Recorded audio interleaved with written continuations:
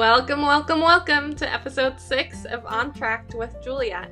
I'm Julia Choi, a violinist with the Met Orchestra, and you'll get to hear my talented colleagues speak about their lives.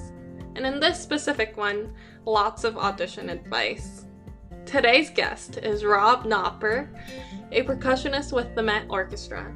Rob joined the orchestra 9 years ago in 2011. Rob has also performed with the New World Symphony, All-Star Orchestra, and the Detroit Symphony Orchestra, to name a few. He has taught clinics and masterclasses at many places. Rob graduated from the Juilliard School in 2009. Since then, he has released an album for snare drum and has been a great resource for musicians in the process of auditioning. I am especially excited to pick Rob's brain about auditions today, and I can't wait for you to meet him.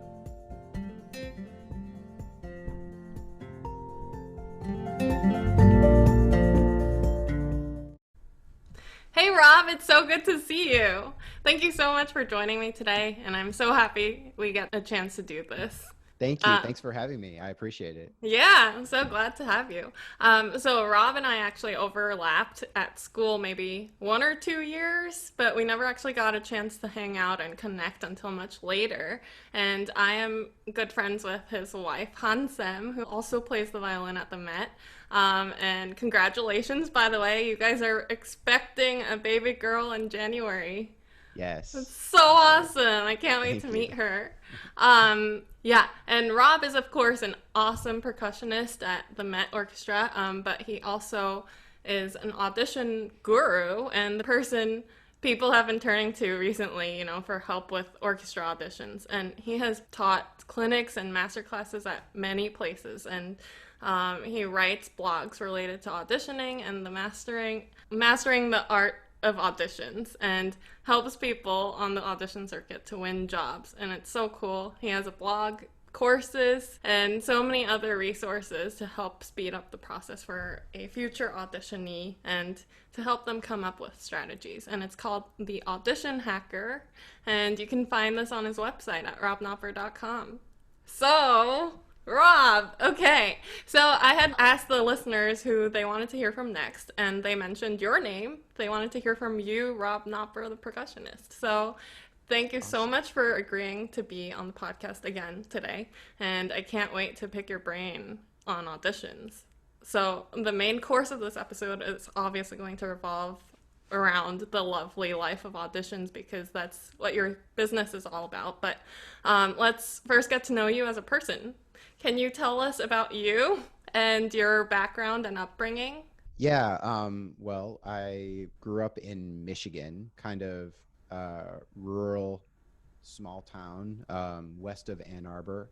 So still within the range of Detroit. And so I was able to, take lessons with great teachers in the Detroit Symphony and at the University of Michigan. Yeah, my house was between a cornfield and a forest. Wow. So you had a lot of space. Very different from your life right now in New York City, right? Definitely. How was that transition, by the way? Going from Michigan to New York? Yeah. Well, I moved to New York for college. I had done a few summer festivals. I went to Interlochen for 2 summers. I went to Blue Lake for 1 summer. I went to Aspen. So I kind of knew what it was like to go live in a dorm with musicians. Mm-hmm. So it was like doing that, but with cool buildings and fun things to do. Yeah, it's Juilliard music school is basically like going to a music festival, but full time, right? For 4 years. For 4 years, and you That's just right. see your friends every day, and it's kind of fun, Yeah. conservatory life. So, yeah, that's really cool. So you went to Juilliard, and then you went to New World, right? Yeah, well, there were 2 years in between Juilliard and the Met. So there's these 2 years. I kind of think of those 2 years as my master's. The first year I was studying and taking lessons for part of the time in Cleveland, and then for the rest of the time in that first year I was back in my parents' basement in rural Michigan practicing. Wow. And then the second year I went to New World. Okay. Yeah. That's really awesome. And in that 1 year that you had by yourself in the basement, I'm sure Yeah. that was Yeah, the basement music school. and there's so much that you can learn on your own that you never really get to sit down and do during Right. school because you have so many things going on. Can you talk about the things and the people along the way that helped you win your seat at the Met? Yeah, I mean, well, wow, there's so many. I have a few teachers who were incredibly important in my life. The first one was my high school band director, Mr. Catherman, Rick Catherman, who's recently retired. I think he was one of the most supportive, inspirational teachers along the way. If I had an idea, if I wanted to do something, if I wanted to even just like have an extra time to practice on our stage, like the high school stage, like Mm-hmm. he would always make it happen. Even Wow. if all the other practice rooms were taken up, he would tell me to practice my snare drum right outside his office, which Oh I'm my sure was not goodness. very pleasant for him. Yeah. He was someone who encouraged me to, after just like a few weeks of being in band, I was in the jazz band, the show choir. We had a Celtic orchestra, the marching band, and we even started a percussion ensemble pretty early on. So thanks to him that I really became inspired and motivated in my Right. studies. I started taking lessons with a couple amazing teachers. Brian Jones, who was the timpanist of Detroit, who's now in Dallas, Mm-hmm. and he was an amazing teacher who kind of like blew my mind wide open as to possibilities of sound and being creative with styles of practicing. I always felt like I went into those lessons with so many questions that I wanted to get answers to. And instead of leaving with a definitive answer, I would leave with like 20 different possible answers, all of which I was excited to dive into. Wow. And that's a Yeah, sign of a really great teacher, just making you even more curious about what you want the answer to. So yeah, absolutely. that's Yeah. really awesome. Yeah, I mean, I could go on. The Right. important teachers of my life, my teacher at Interlochen, Keith Aleo, my teacher at University of Michigan, Michael Udow, just to name a few. And Mm-hmm. these are the teachers that have inspired me to find importance in the art of teaching. Like that's why I want to get better at teaching because of the Right. experience I had with them, because of Right. how important it was to me and how much I learned from them.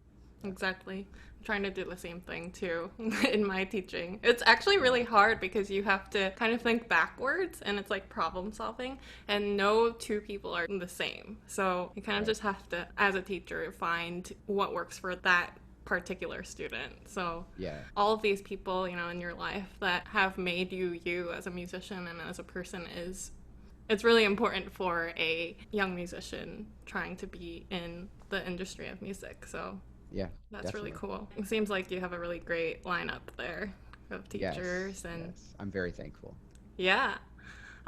Did you have another orchestral job before you started at the Met? First real job. I did New World for a year, Right.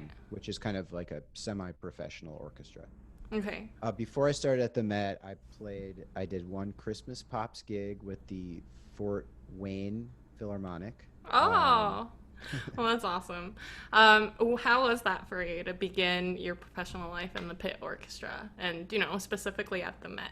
well, did you think that you were going to be an opera musician when you were in school? No, not at all. I mean, I had thought about it, but I never thought I could make it there, Yeah, honestly. It was a dream, but it was just so far fetched out there that yeah, I certainly thought I would be in the orchestra yeah, somewhere. But yeah. Well, and well, I don't know about you guys as violinists, but we were working on auditions the whole time through. And so I started working on excerpts. I took my first audition for the Ann Arbor Symphony when I was a junior in high school.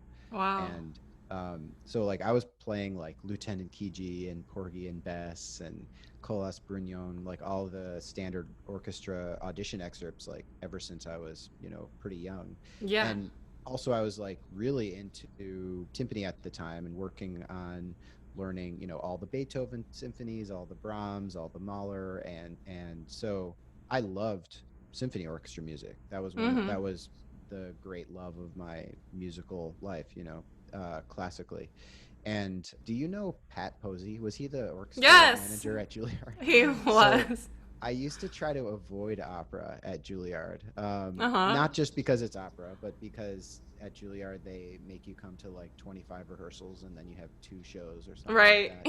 Yeah. It's a little Um, different in school the way they run the rehearsals, for sure. Definitely. So Yeah. they had this system where at the beginning of the year for orchestra slash opera, you'd have to turn in your conflicts for the whole Mm-hmm. year, right? Right. And so if you knew you had like a wedding in the family or something, you could say, I'm going to be gone this few days, Mm-hmm. and then they could do all the scheduling accordingly. And so every year I would find like this perfect 2 or 3 day weekend where if I was gone, then I wouldn't have to do the any of the opera for the entire That, year. wow. You really planned it out. So it's like if I just am gone from Thursday to Saturday of like the middle of November or something, Mm-hmm. then I would be able to skip all the opera, which was awesome. And so I did that, and I got this email back from Pat Posey one time that just said, "You're gonna have to do opera sometime now." So he knew. I've been in the orchestra 9 years, so I Oh, guess I'm yep. getting my payback. You're Um, definitely getting your payback now. yeah, All exactly. those years accumulated, and now you're stuck. You know? Yeah. But it's pretty cool because like as much as I fell in love with symphonic music back then when I was learning a lot of timpani repertoire and going to New York Phil concerts and visiting orchestra concerts at Carnegie Hall every weekend, I never really dove into opera. Yeah, And now I get to, and it's a whole different world for me. it It's like definitely is. I never would have known how beautiful Puccini is. I never would have had the experience of playing Benjamin Britten operas. Hmm. These are some of my absolute favorite pieces of any genre now, Right. and because I play an opera, I get to know about them. That's really incredible. And also you do have the time to sit back and, listen to a lot of the opera when you're actually in the Definitely. pit. Because it's not like you're a violinist where you're playing the entire time. So Mhm. it must be really incredible an experience for you to do that, Yes. listen. And what do you think is the most difficult part about playing in an opera versus an orchestra? I think at first the difficulty was lining up with the other musicians because I think it'd be like this in any orchestra. I'm Hmm. not sure because I haven't had a job in another orchestra, but there's always a certain tradition of delayed entrances. And for Yes. percussionists, that's really hard because we can't sneak in. We That's can never true. sneak in. You just It's go either bum and it's exactly. there. It's like you either ding or you don't ding. You And do. if you're waiting too long, sometimes you miss your chance. Well, like at New World, it's all student age musicians. So we don't have the tradition. Everyone is gone within 3 or 4 years there. So Mhm. we're just playing with the conductor. I think the conductor loves it too because they're like, wow, finally an orchestra that will actually play with my stick. Right, Um, exactly. and then when you jump into playing with a professional orchestra, the stick comes down, and sometimes one, It's delayed. 2, 3 seconds later, and nobody has played. Or I'm Right. thinking of like the end of what is it, Act Two of Tosca. I have these tam tam notes, and the time difference between when the conductor's stick comes down and when the woodwinds all somehow miraculously come in Uh-huh. together is amazing Yeah. and outrageous. And it's our job to figure out how to feel that exact distance without coming Right. in early. So in my first year, I made this mistake. Not a lot of coming in early. I had to get really used to waiting longer than it felt appropriate to play. Right. Because you're And then not even actually then, early. You were on time with the conductor with his stick. exactly. The Because that's conductor just, puts his stick down, yeah. then I play, then everyone else plays. And that's like the nightmare. Yeah, totally. You kind of have to wait for the entire group to play together, and Yeah.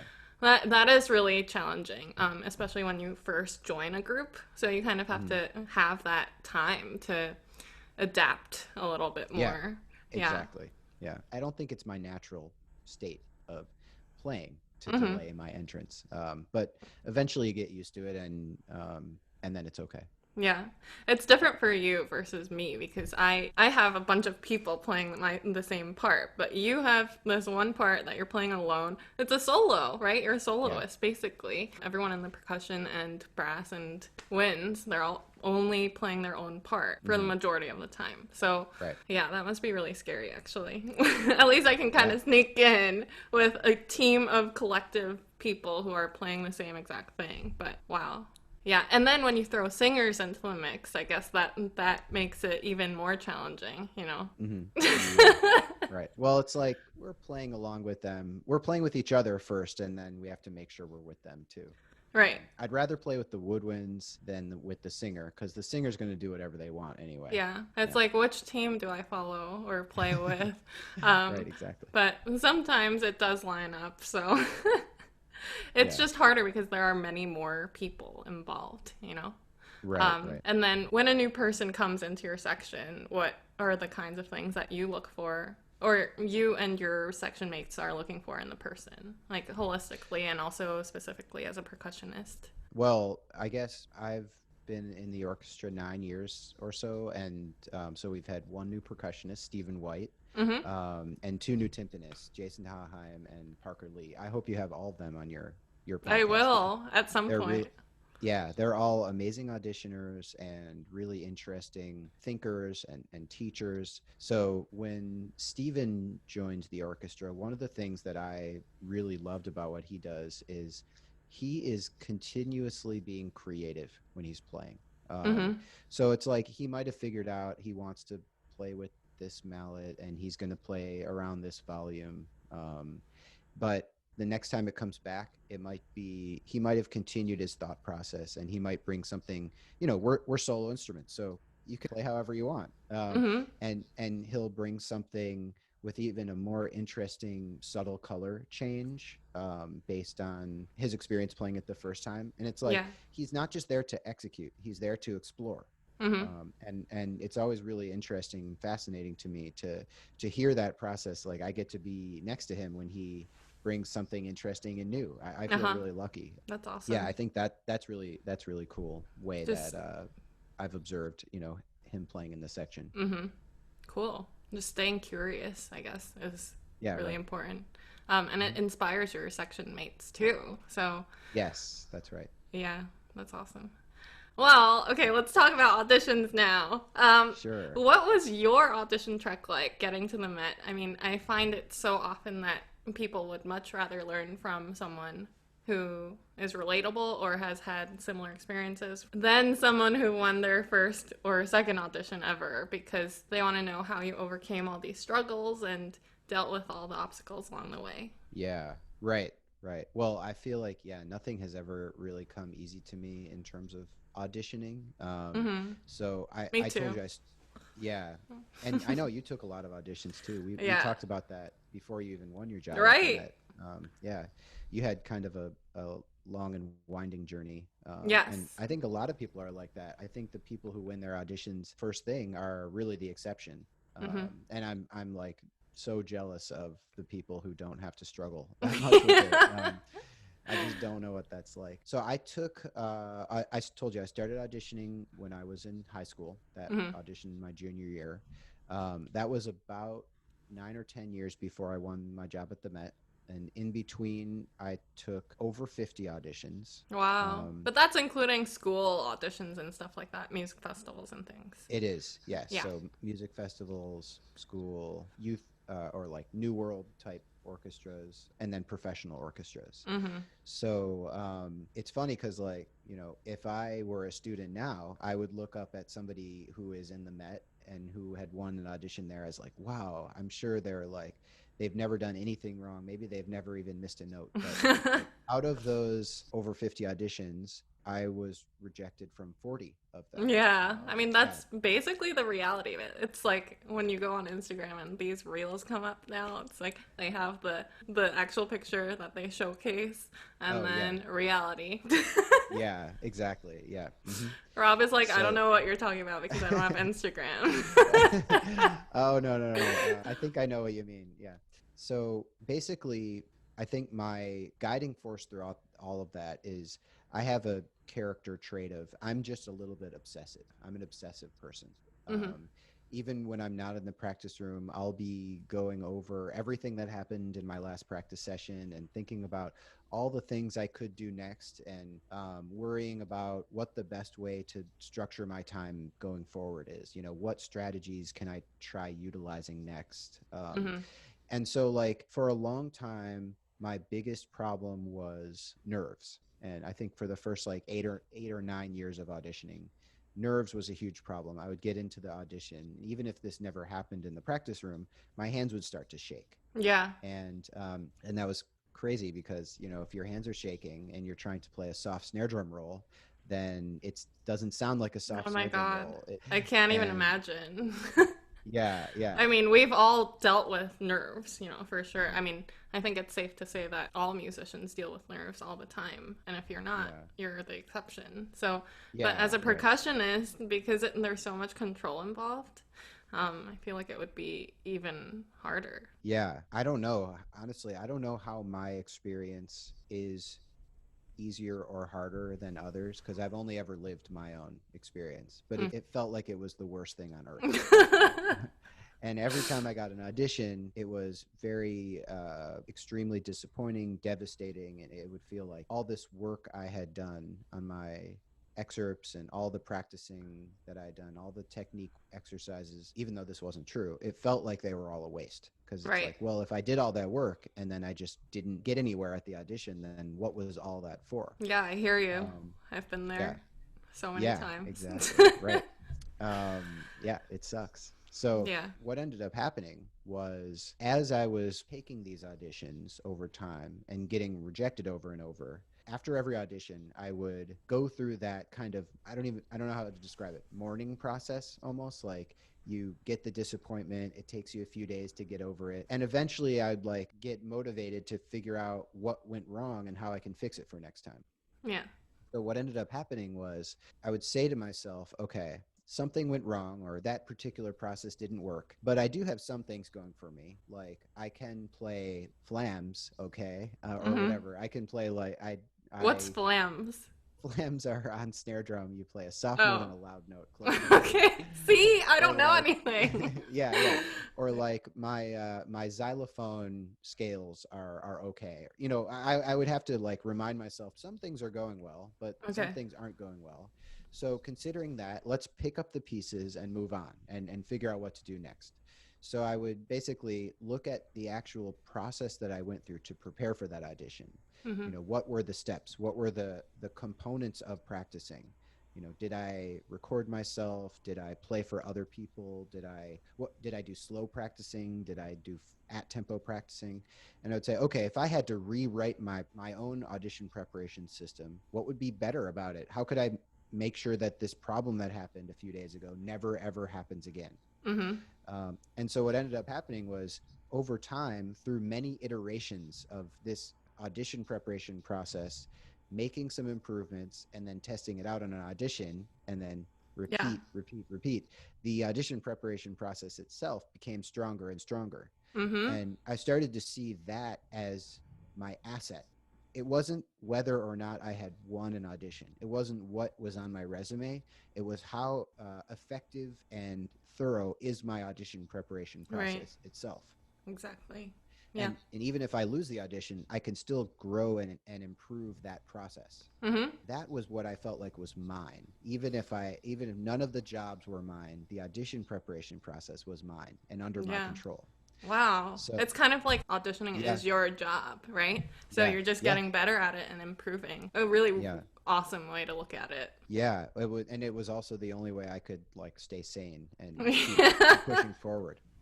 Oh my God. So People who are listening, please don't give up. I mean, it's so hard, and we've all been there. yeah, I mean, a lot of us have been there. So, yeah, just gotta keep right. going, really. Yeah, I had a similar experience with basically experimenting and seeing what works or not. Hmm. And I guess it's just really trial and error, right? Hmm. Yeah, definitely. I mean, there's a lot of strategies that people haven't ever tried, and they'll take an audition and not advance.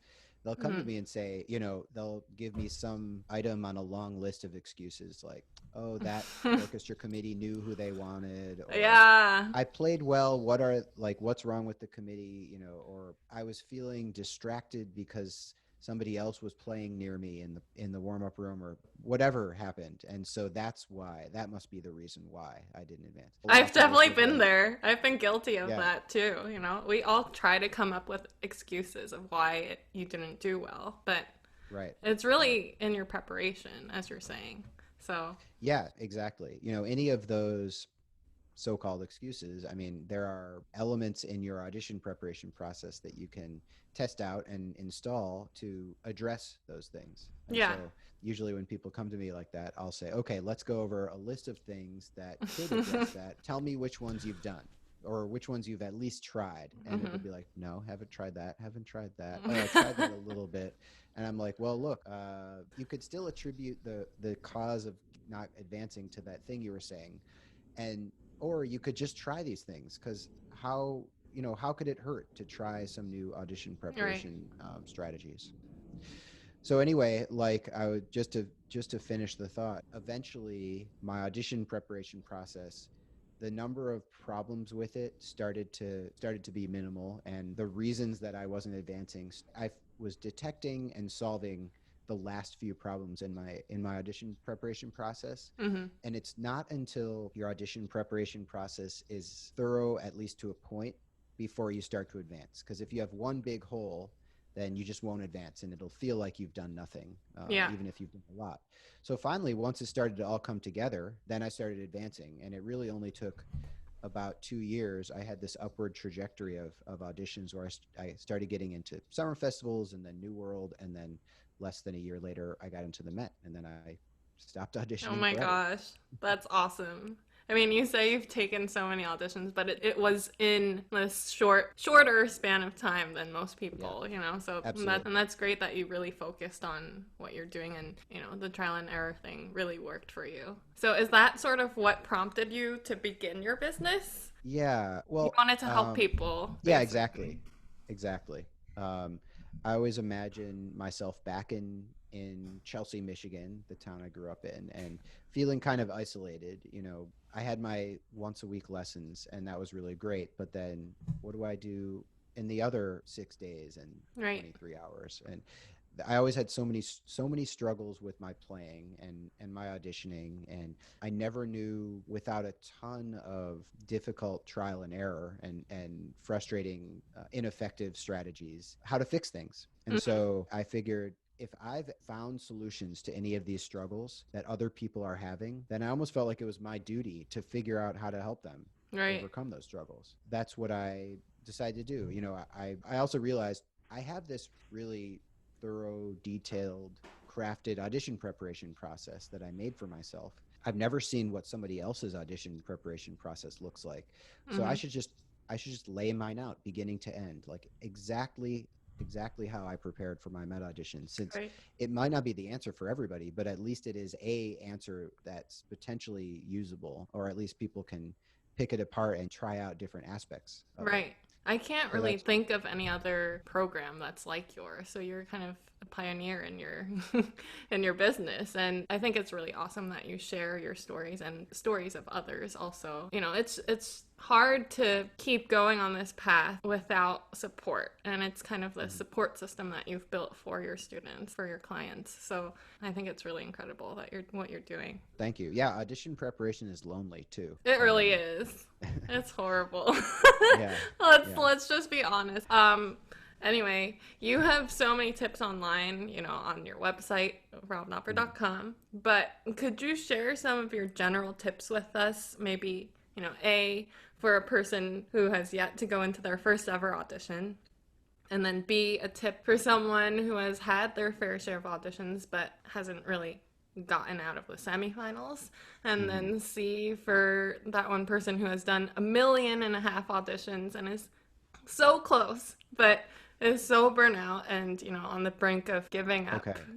I'll try to do those one at a time, and if I forget one, you'll have to Yeah, remind me if I I forgot one. will. So for somebody who's never done their first audition, the biggest thing that people mostly they forget to do when they're starting out, is they continue to practice their instrument in the same way that they've always practiced, which is usually in a practice room with the door closed, them and their sheet music, Uh huh. their instrument and their sheet music. And there ends up being a huge difference, no matter how you practice by yourself, between how you play in the practice room and how you play in front of people. If you don't find out what that difference is, then you'll find out in the audition. And so I think mock auditions is the number one most forgotten component of audition prep, especially with newer auditioners. Mm-hmm. So the standard idea of like, oh, mock audition. So like I'll play for a friend. And yeah, you can play for a friend, but it's not really that casual. You're not going to be able to get used to the audition feeling if you put yourself in a casual scenario. The Right. ideal version of a mock audition is to experience audition day itself over and over and over. You have to Just like, or visualize for sure. yeah, Visualize the day, and you have to practice the actual performance too, not just your part or your exactly. music. Yes. You have to practice the transitions. The feeling of playing your first note after having sat in a warm up room worrying for 5 minutes Yeah. is totally different than like taking one piece off your stand, putting another piece on your stand in the practice room and just playing. Right. Yeah. So that would probably be the main area of preparation that people would do the best to, as they begin their audition journey, Hmm. to try out. I actually never thought about this, but as a percussionist, when you go to an audition, you don't have your instrument with you, right? Yeah, that's right. So in the audition room, you just sit there and worry for Well, well, you while have you your wait. you have your snare drum. Usually they let you bring your snare Oh, drum, and okay. that's different from country to country, but in the US, you bring your snare drum. Often you'll bring your own accessories like tambourine, triangle. Yeah. Although at the Met they've made you use their cymbals. Sometimes they'll Wow. let you bring cymbals. Oh my Yeah. gosh. Yeah, I didn't even think about that because for Mhm. violin, you just bring your violin that you've played for 20 something years with you, and you can use the same equipment all the time. Right. At least you have that factor figured Right. out. But Yeah, and we have to do that difficult thing, but we don't have to do intonation, so that's pretty nice. oh, that's true. You don't have to think about pitch so much unless you're Yeah. doing timpani stuff, right? Right. That's right. Yeah. Yeah. Okay. Okay. So what was the next one? B, a tip for someone who has had their fair share of auditions and isn't really advancing from the semifinals or the prelims. Okay. If somebody's had a bunch of experience auditioning and they're not figuring out how to advance, when I've listened to auditions at the Met or other places, it doesn't really matter your instrument. Everyone is just listening for the same universal musical elements. Hmm. So they want to know if you have high levels of the objective elements, the mathematical ones, the ones that are measurable, like time, rhythm, pitch, dynamics. Are you Hmm. following the note length indications on the page? Yeah. And high levels of the subjective elements. So phrasing, character, style, tone. And if you're not advancing, then you're not doing one of those. Even if you Right. think you're doing one of those, you're not doing one of those, at least one. Um, Yeah, I've definitely been there where I think I'm doing everything that they would possibly want, but I'm actually not doing a really obvious thing, and I right. couldn't hear it, but someone else could pick it out right away. So, Right. So the answer for you is different than the answer for everyone else. If I'm talking to somebody who's not advancing, I want to hear their audition recording. So if you're hmm. not recording your auditions, you absolutely should. Even if they tell you not to, you should find a way. I have this little spy pen that I put on the music. Oh, wow. Yeah. What? You have all this cool technology you have to share with me. That's Oh yeah. awesome. Yeah. And once you get that, then you should go over it carefully. You can go over it carefully with the teacher, somebody that you trust to be honest with you. And when you find the musical elements that aren't at the, where they need to be, then you need to find strategies that force you to improve those musical elements. Hmm. So those strategies could be, depending on the musical elements, metronome techniques, self-recording techniques. It could be a tweak to how you do mock auditions. It could be that some of those musical elements are not at a high level because of something like nerves. And in that case, you should test out and experiment strategies to deal with nerves. Yeah. It really is an experiment. I think of it as a scientific experiment, right? We have to analyze the data that we have, which is the audition recording. Then we Hmm. have to brainstorm what strategies will fix that, and then we have to experiment with those strategies and then test it out again at the next audition to see if it's fixed. That's really Right. all you can do. That's all that there is to do. So yeah, I mean, there's always more strategies that you haven't yet tried than what you're doing. If you're feeling like you're not advancing when you should be, Don't do You the know, same that's stuff over and over. Just try exactly, something new. exactly. Yes. Yeah. Yeah, And that's it's right. so Mhm. hard to get out of our comfort zones and try that something new, you know?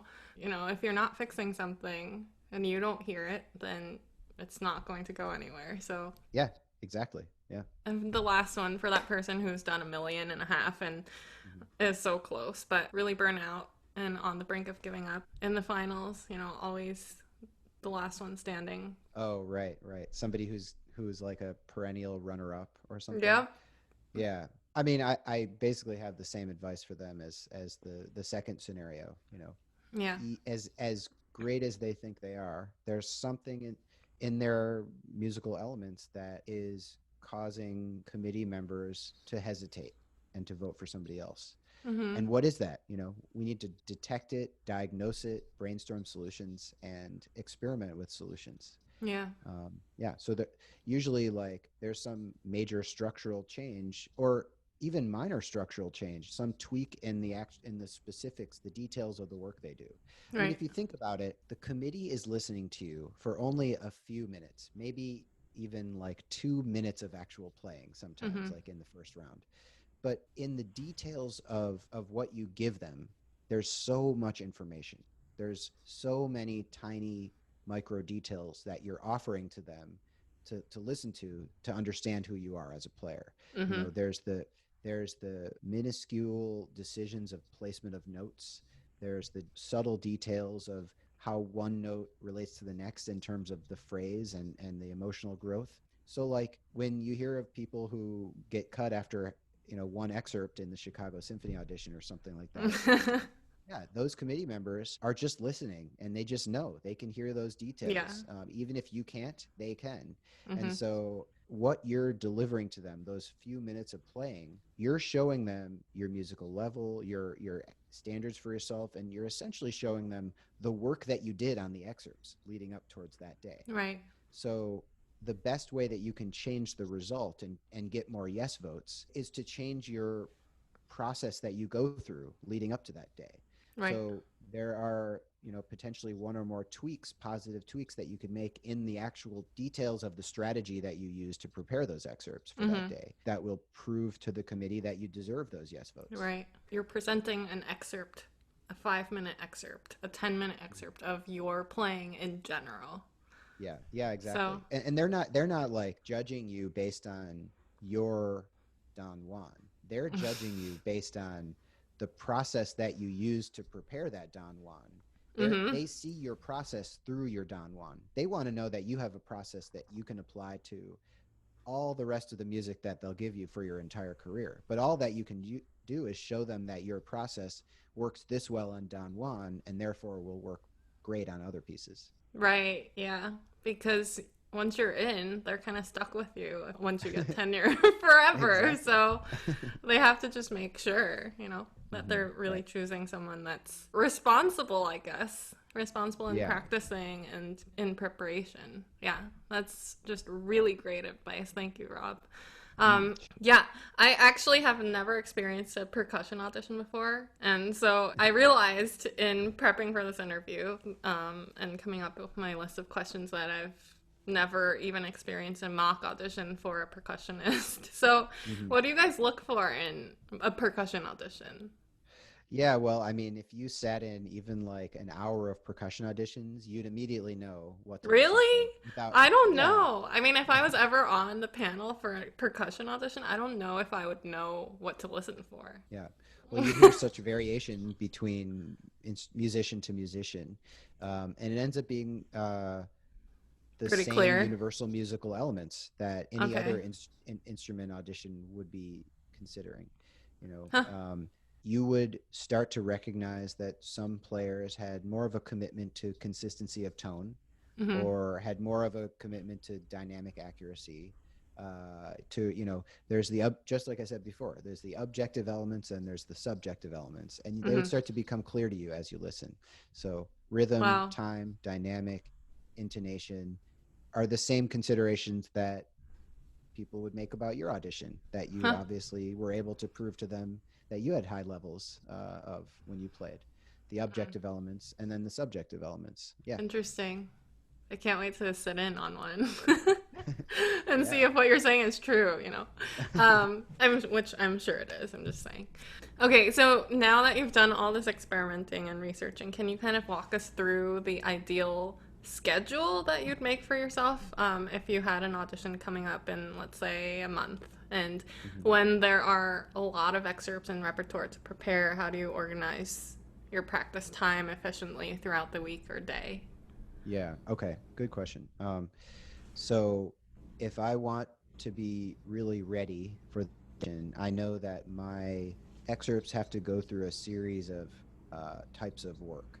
And Mm-hmm. um, I'll always start with excerpt research, where I'm doing listening and score study and really getting an understanding of the emotional character or the vibe Mm-hmm. of the piece. Then I'll use my note learning strategy. I don't do slow practice, but I do at tempo um, practice where I'm muscle memorizing not only the notes themselves and the rhythms, but also the details like I'm muscle memorizing in the phrasing, the dynamics, the articulations. I'm muscle memorizing every detail and characteristic of the note so that even if I like lose my focus during a run, my hands Mm-hmm. will still remember what they're doing and they'll still basically deliver a reasonably, mid-level version of the excerpt without Yeah. like having to fall off and, drop my sticks. Right.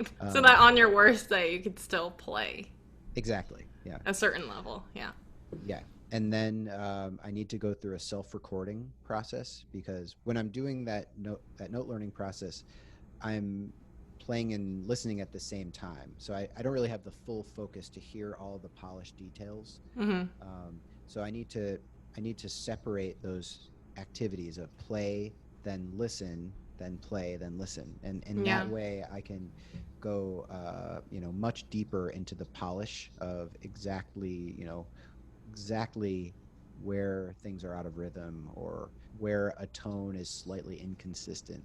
Mm-hmm. So that's where the real up leveling of my excerpts happens. Got it. And then my kind of final strategy is mock auditions, like I Mm-hmm.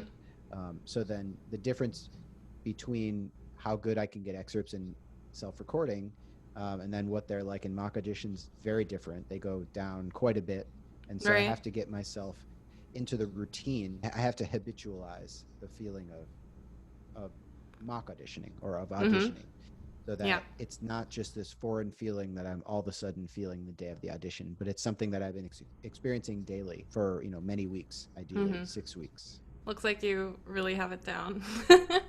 And um, yeah, when I interview everybody and the people who have had some sort of success in orchestra auditions kind of have the same, a really similar schedule with what you mm, just said. So yeah, everyone has, a certain timeline of figuring it out, but eventually it seems like everyone gets to the same place.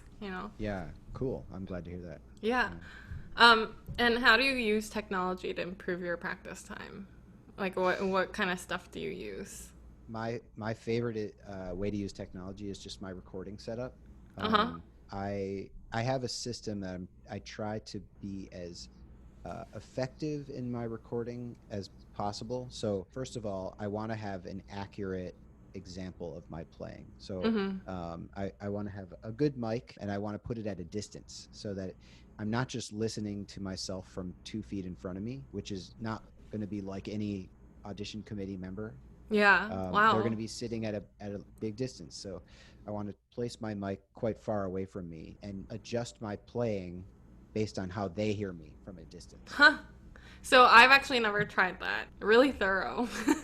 and And you like know. you'll end up changing a lot of things based on that. Like you have to exaggerate phrases that you didn't realize. You might have to Oh, space out okay. grace notes. You know that thing I said, the flam. Yeah. When you're right by the drum, you might Mhm. place them at a certain distance from each other, the grace note and the main note, and it might be fine because you're right there and it's direct sound. But then if you go stand 30 feet away, it might just sound like one note. Huh. So you have to widen the space. So there's all Okay. sorts of little details you have to adjust. And I also want to be efficient because if you place the mic kind of far away from you, then you might have to go keep walking back and forth and it's Right. very tedious. I put the computer right by me and I Uh-huh. have the microphone plugged in through a long cable, and I have my headphones in, and I just play and then listen right away. Wow. Play, listen, play, listen. And you can get a lot of problems solved in a short amount of time that way. Yeah, that probably really speeds up the process. And it is a lot of money probably to invest in all these, but it is a really great investment, right? In Mm. long term. Yeah. Yeah. I mean, I think there's probably like nice mics that you can get that aren't too much, like $200 or Yeah, something. Yeah. for sure. What exactly do you think is the element that separates a person stuck in the finals from the winner? I still think it goes back to the musical elements. I think somebody who's gotten to the finals at least has decent levels of all of the musical elements. But when I've been in sitting in finals and listening, to different instruments, it always boils down to somebody has put together an interpretation of the excerpts that have reasonable to high levels of all of the musical elements. And Mm-hmm. the people who don't win tend to have something missing. And Okay. it's not something like X Factor or magical. It's like, well, they didn't their dynamic was, they didn't follow the dynamic closely enough, Uh-huh. or they're they have a generally good sense of phrasing, but there was too many moments where the phrase was flat or something like that. Interesting. Um, and so it really is, all that it takes really is just to find one interpretation of the excerpt that meets the requirements for each of those different musical elements. And if you're Yeah. not advancing, it's because the committee is having some kind of red flag about one of those musical elements. Right. Really. Yeah. Yeah. Okay. That's pretty clear cut then. Very cool. Okay. So, what did you do to relieve your stress during your auditions? I'm always trying to, of course, I want to practice a lot, and I want to spend as much time as I can problem solving. So I had to force myself to remember to stay balanced. Mm-hmm. So I tried to underschedule every day so that I had buffer time, and if I wanted to, I could stop early. I Yeah. also wanted to take one day off a week and one long weekend off a month. Wow. Um, Okay. yeah, and so I would do that, and that helped me have something to look forward to at Mm-hmm. all times. Yeah. Um, Keeps your batteries recharged for sure. yeah, right. I also tried to run when I was preparing for the Met at New World. I would run along the Miami Beach boardwalk, Yeah. outside of Wow. the yeah. It's a So that really was a lot of great fun. view for sure. Oh yeah, it's amazing. I mean, I miss the weather and Yeah. the environment down there. So yeah, I would do those, and I mean, I think one important thing about audition prep is you have to surround yourself with your team. Um, so like at New World, it was my percussion friends in Mm-hmm. the orchestra. So I wasn't like letting my problems and dilemmas fester. I would always be trying to chat with other people about what's going on, and Yeah. and uh, Get it all and out, yeah, vent, and, yes, exactly. yeah, you can't Hmm. keep it like stuck in your Yeah, system because then, it's just going to give you negative energy. So, right, yeah. exactly. Huh. Okay. How did you deal with an unsuccessful audition or feeling negatively about your performance or preparation at times? I tried to have a healthy attitude, but it never actually works because after the audition, it Yeah, still feels pretty terrible. for sure. Um, I did a couple things. Had this um, kind of informal in my head affirmations list where it's Mm-hmm. like if I had one bad thought, I would try to connect it to the good thought that helped me get out of the bad thought. So it's like, okay, I didn't advance. I must just be like a terrible player or something like that. Um, and and then I would always come back to, well, if I were a terrible player, what would a terrible player do if a terrible player eventually became a good player? What would you do if you were a terrible player, but like 5 years from now you won a job? What would you be doing right now? Well, you'd probably try to figure out how to fix some of the problems you're experiencing right now. So I kept coming. I would try to find the line of thinking, Mm-hmm. and sometimes I'd try responses to my negative thoughts that didn't work, of course, but eventually there'd be like something that was really effective to help me like get out of that negative zone. Right. So I tried to have the goal of keeping like a bank of these positive thoughts that were effective for me, and I had them there like at the ready when I need them. That's awesome. All right. So now we went through all the audition questions, and thank you so much for all that advice. It's really incredible. We kind of brushed through it, but if you go to robknopper.com, he has so many great things on there and more in depth. So be sure to check that out. And now some random questions. Sure. We have a really busy schedule, during the season. And so how do you schedule learning your music or maintain a healthy balance between work and life outside of work? Well, I learn my music each time there's an opera leading up to the opera. Uh-huh. So we usually have like one or two operas that are coming up like at any given time. So I'm always like looking ahead to the next one. And it just depends on how involved of a part, like whether it involves just listening or a bunch of practicing and listening, or even some deep score study. It just depends, what kind of part or what kind of role I have in the piece. I see. I kind of like let the schedule decide, and that Yeah. obviously takes priority over like everything else because it's my job. Right. So are you asking also about like balancing Like the work audition and stuff life. I do? No, Oh, just and like with Hansem and stuff. oh yeah.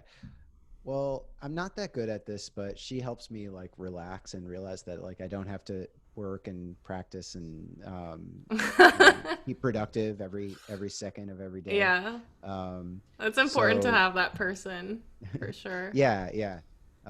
So we go on. Well, look, we're having a baby, so we always try to go on 2 dates a week. Aw, that's so nice. We'll see. I hope we can keep doing that, but I feel I've like you no will. idea. Yeah, I mean, a yeah. baby is a lot of work, so wow. I can't wait to meet her though. Yeah, Wow. yeah, me too. So yeah, that's kind of how I would balance it. It's quite a bit easier to balance work and life during quarantine times. For sure. Yeah. Um, We don't have yeah, to be there. Um, exactly. do you have any funny stories from your time at the Met or a favorite performance so far? Mhm. A lot of great performances, of course. My first year, we did Anna Bolena. You know that opera? I've heard of Um, it, but I've never played it. yeah, it's a very long opera, and it feels like it'll never end. It's not an opera that I love playing necessarily, Uh-huh.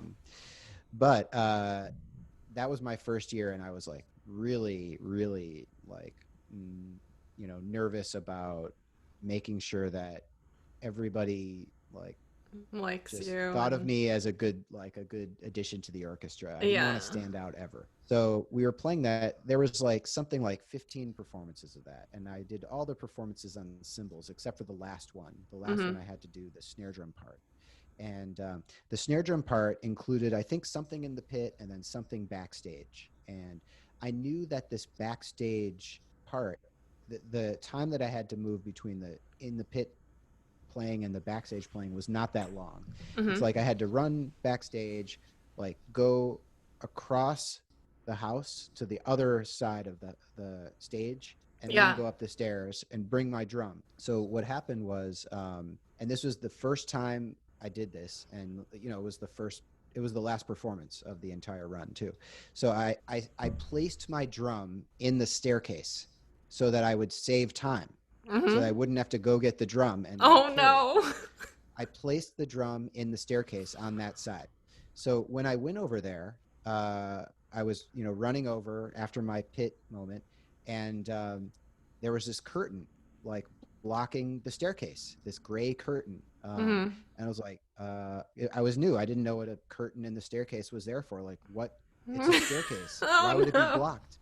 And so I got to the curtain, and I heard voices on the other side, and I said, excuse me, I need to get through.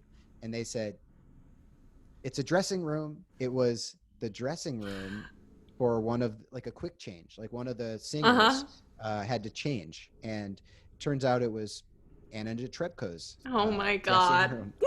And so I said something like, okay, well, my drum's in there, so I need to get it. And they said, Mhm. no, it's a dressing room.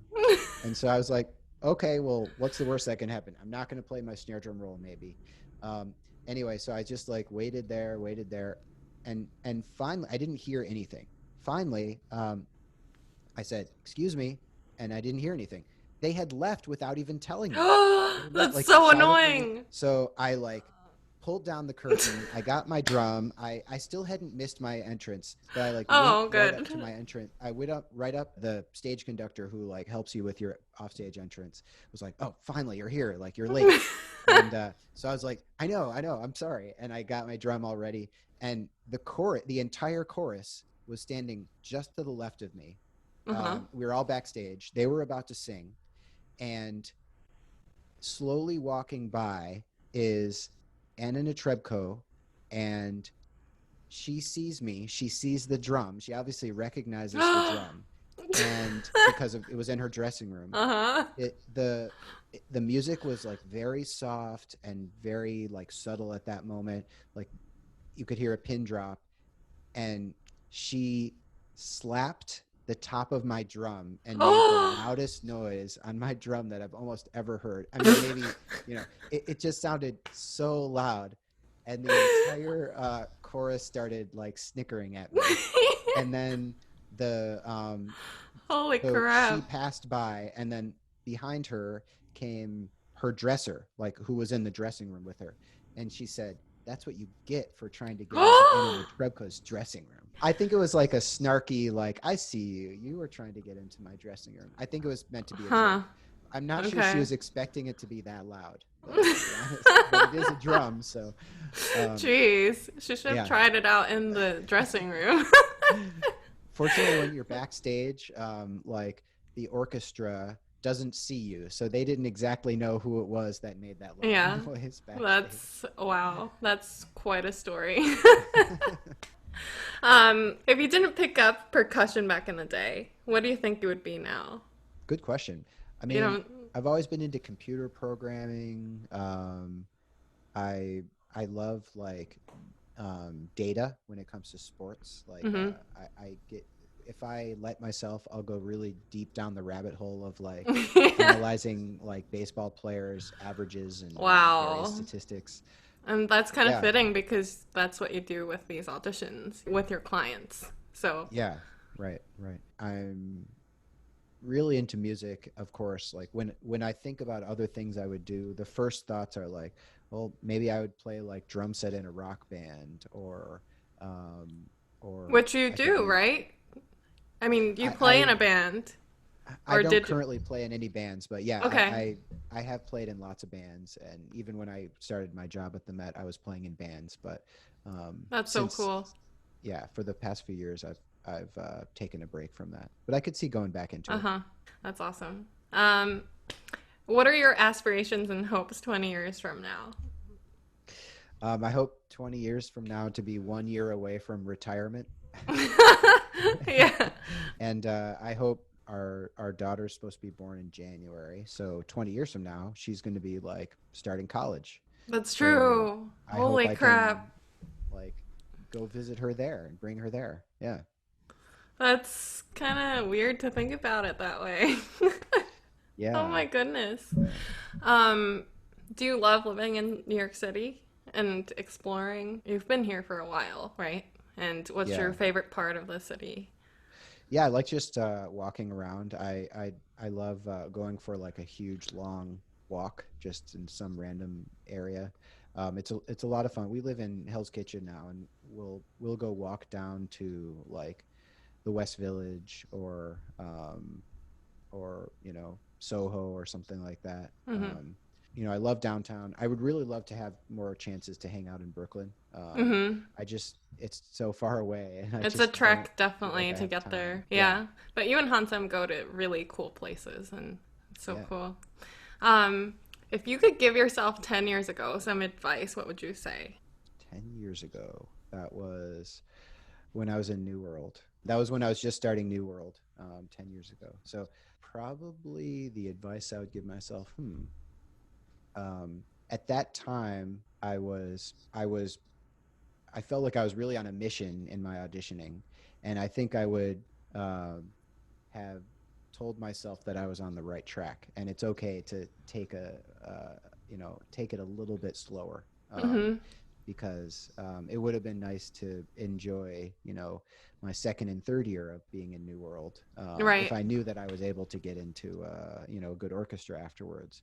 So it would have been nice to tell myself, like, yeah, your audition preparation process is on a nice track, and it's something that will be effective for you. And if you want to enjoy your life a little bit first in Miami, then go for it.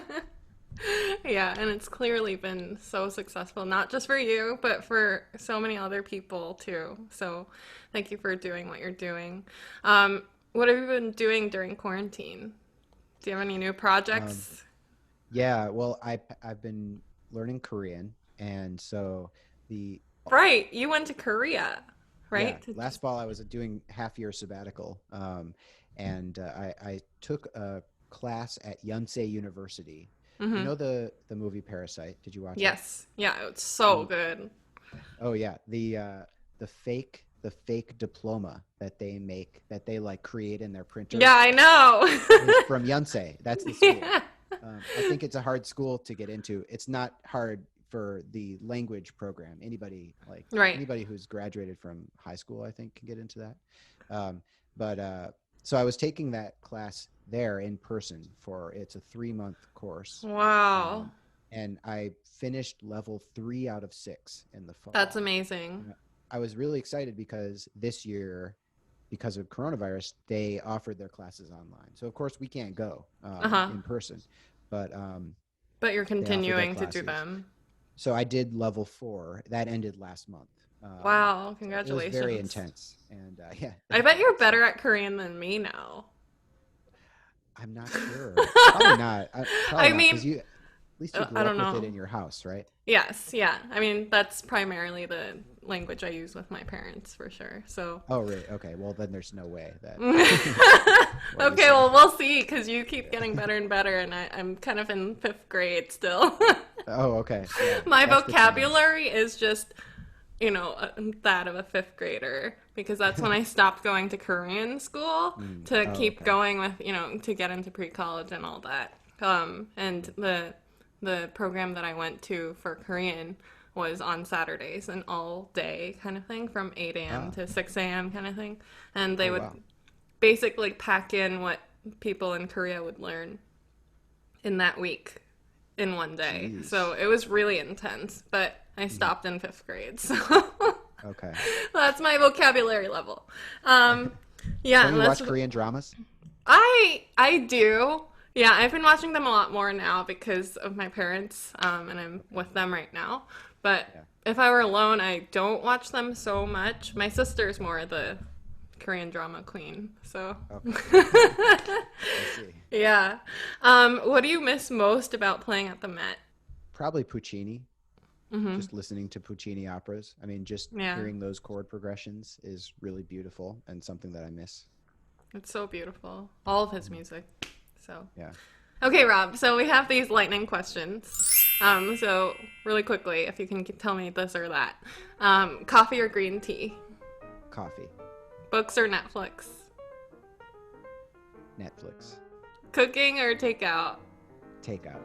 Jazz or pop? Pop. Chocolate or candy? Chocolate. Do you have a really That's a big hard one. sweet tooth? Yes. Me too. Yeah. Some people are like, I don't like either, and I'm just like, what? Who are you? Exactly. Homebody or outdoors? Home. Introvert or extrovert? Introvert. Really? I think you're more of an extrovert. Well, I guess I it could can go both ways, right? I can fake it. I Oh, can fake okay. it, but All yeah. right. You fake it really well then. Thank you. City or suburbs? City. What's your go-to drink? Wine. Red wine. Okay. Red wine. Dogs or Mhm. cats? Cats. Breakfast or dinner? Breakfast. Okay. Cardio or yoga? Cardio. Morning person or night owl? Night. Definitely. Yeah. Summer or winter? Summer. Sweet or salty? Sweet. Text message or call? Text. Mountains or ocean? Mountains. Favorite site for tourists to visit in New York City? Sid Gold's Piano Room. Where is that? It's in, I think it's around like 18th Street. It's a piano bar where it's a live piano karaoke bar. And it's like in the back room of this bar. You have to go through this like secret. Is it a curtain. speakeasy? I don't know. What is a speakeasy? It's kind of like a secret bar behind a bar kind of thing. Oh yeah, maybe. Kind of well, just... it's like it's kind of like that, I guess. But you go behind, and then there's a pianist who can like play along. Oh, that's so with awesome. You can go and sing. Yeah, it's fun. Wow. Yeah, after an opera, it'll be like 1 a.m. That'd be perfect. Yeah. Favorite cuisine? Korean. Nice. What's your favorite Korean dish? Sundubu. Ooh, so you go to BCD probably all the time. Yeah, I love Chodangor. It's the name. Yeah. It's like the competition, but it's really good. I've been one of my there. favorites. That's really great. Favorite opera to play? Hansel and Gretel. Haven't played that one yet. Really? Yeah. Favorite opera to listen to? Oh, same. Favorite opera in general? Same. That's my favorite. Okay, well that was easy. Method of brewing coffee? Historically French press, but I've been enjoying this pour over machine that we got. So pour over. Cool. Favorite restaurant in New York City? Chodangor, like I said, and also Red Farm. It's on the I've been there. It's so good. Yeah. Favorite coffee shop in New York City? Uli and Cherry. I don't know if I'm saying that right, but it's. Oh, that's right there. Yeah. On West End or Amsterdam. Amsterdam. Yeah. Yeah. I always get confused. Cool. Okay. Where can people find you if they want to connect? They can check out, robknopper.com. I have lots of stuff there. They can search me on YouTube. I have lots of videos. I'm in the middle of putting together my own podcast, which thanks to you for helping me figure out how to do that.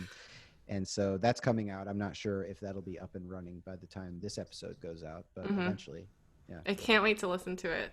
I mean, I think it'll be so helpful for everyone, just to hear everyone else's journeys, and I remember, in school just wondering where all my friends would end up, and it's so cool to see where people have landed, Yeah, totally. Yeah. So exactly. Rob, so I had so much fun talking about all these things with you and learning a little bit about you, and I love all the cool things you're doing, and I hope that people found this episode to be really helpful in their audition journeys as well. We scratched the surface on many things that Rob will go much more in depth with. So everyone, please make sure to check out Rob's content on his website and sign up for his classes. Do you have a class going on right now? I have one class going on right now, and planning on having something else in the spring. Okay. But I haven't. You usually have boot camp kind of things, right? Yeah, I'm not sure if it'll look exactly like that, because there's no auditions right now. So it might look different, but I haven't figured it out yet. But we'll have something. Awesome. Thank you so much for your time, Rob, and for sharing all your experiences with us today, and especially for your advice. Thank you. Thank you, Julia. I really appreciate it. Thanks for having me on. Thank you.